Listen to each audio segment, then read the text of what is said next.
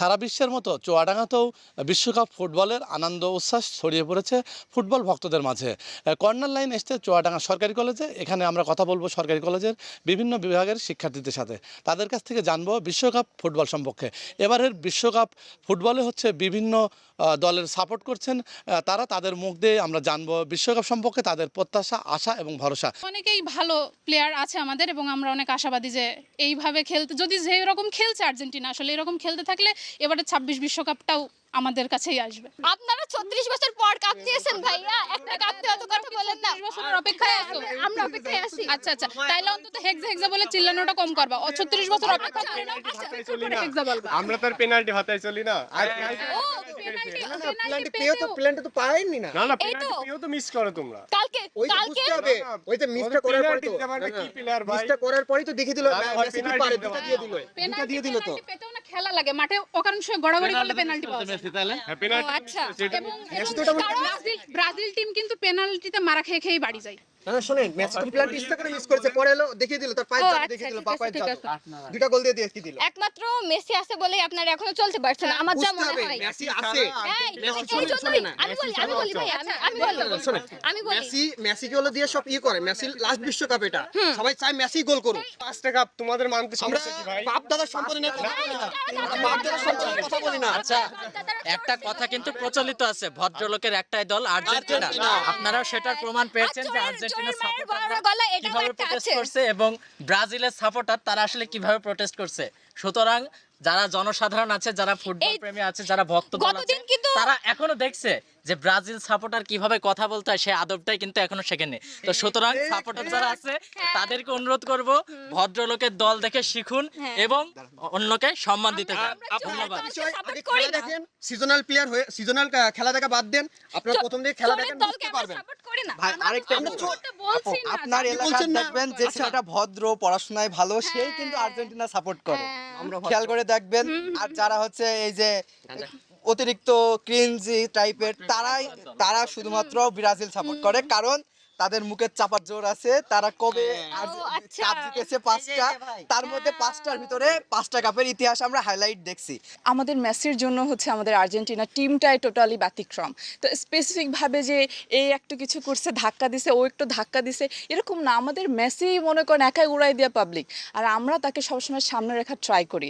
ওই যে কিছু কিছু ব্রাজিল সাপোর্টার যারা বলে যে আপনারা তো হচ্ছে শুধু আর্জেন্টিনাকে দিয়ে গোল দেন, উনি না থাকলে তো আপনাদের তো কিছু করার থাকতো না, উনি তো একাই হচ্ছে গোল দেয়।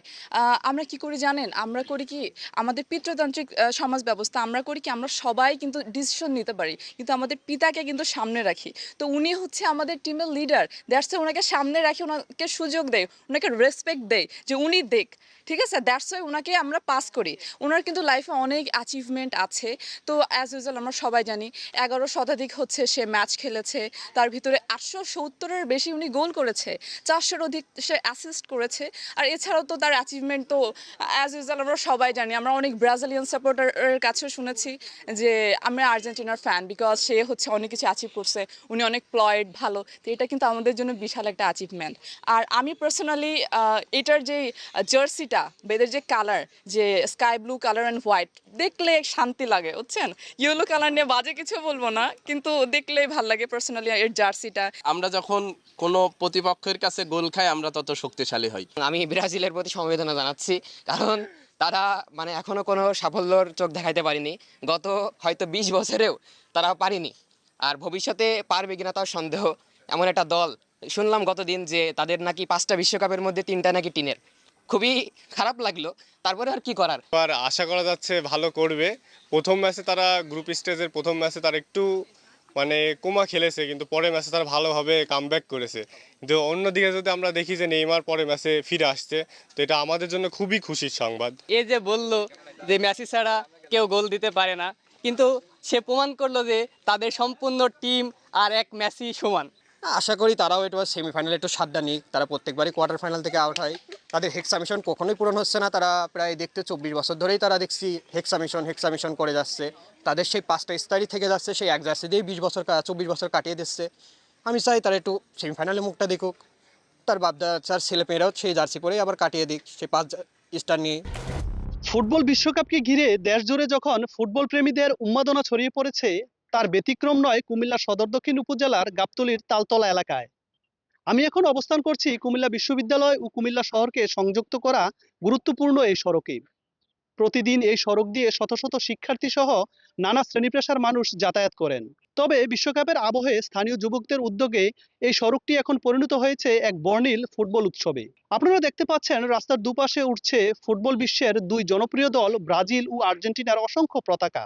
পাশাপাশি শোভা পাচ্ছে বাংলাদেশের লাল সবুজের পতাকাও। শুধু পতাকা নয়, সড়কের মাঝে রঙিন আলপনায় ফুটিয়ে তোলা হয়েছে নানা প্রতীক। আর রাস্তার দুপাশে সারিবদ্ধ তালগাছগুলোকে রাঙিয়ে তোলা হয়েছে পতাকার রঙে। সব মিলিয়ে পুরো সড়কটি যেন ফুটবল প্রেমীদের কাছে এক খোলা গ্যালারিতে পরিণত হয়েছে। কুমিল্লা বিশ্ববিদ্যালয়ের শিক্ষার্থীদের কাছে স্থানটি এখন আকর্ষণের অন্যতম স্থানে পরিণত হয়েছে। ক্লাস শেষে অনেক শিক্ষার্থী এখানে ছবি তুলছেন, ভিডিও করছেন, বন্ধুদের সঙ্গে আড্ডা দিচ্ছেন। আমরা এখন কথা বলবো যাদের উদ্যোগে এই স্থানটিকে রঙিন করে সাজানো হয়েছে তাদের মধ্যে একজনকে। ইউনিভার্সিটি স্টুডেন্টদের একটা সবচেয়ে সুন্দর এবং বিশ্রামের জায়গা, বিকালবেলা ঘোরার জায়গা হয়ে গেছে। দেন হলো আমাদের এই সদর দক্ষিণ উপজেলা এটা এখন ভাইরাল জায়গা, কারণ এখানে এমন একটা স্থান যেখানে তাল গাছ আপনি কোথাও এত বেশি তাল গাছ পাবেন না, যেখানে এই একই সারিতে প্রায় 50 থেকে 60টা তাল গাছ আছে। তা আমাদের এই জায়গাটা আসলে পরিচিত পেয়েছে তাল গাছের তলা হিসাবেই। তো আমরা এটাকে আরো একটু সাজিয়ে দিয়েছি এবং এটা আমাদের সদর দক্ষিণ উপজেলা এখন ভাইরাল হিসেবে পরিচিত আর কি। সব মিলিয়ে ফুটবল বিশ্বকাপের রঙে রঙিন হয়ে উঠেছে কুমিল্লার গাবতলী এলাকা। কুমিল্লা বিশ্ববিদ্যালয় ও কুমিল্লা শহরকে সংযুক্ত করা এই গুরুত্বপূর্ণ সড়কটি এখন শুধু যাতায়াতের পথ নয়, বরং ফুটবল প্রেম উৎসবের এক প্রতিচ্ছবি। জহিরুল হক বাবু, সময় সংবাদ, কুমিল্লা।